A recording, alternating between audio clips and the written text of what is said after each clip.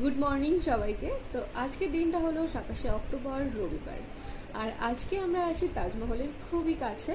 আমাদের হোটেল থেকে তাজমহলের দূরত্ব মাত্র পায়ে হেঁটে 100 মিটার। তো আমরা সকালবেলা উঠে একটু মর্নিং ওয়াক করতে করতে চলে গেছিলাম তাজমহলের এখানটার একটা আমাদের হোটেলের কাছাকাছি গেট আছে, তো সেখানে আমরা গেছিলাম মেইনলি টিকিট কাটার উদ্দেশ্যে, কিন্তু আমরা টিকিট কাটিনি।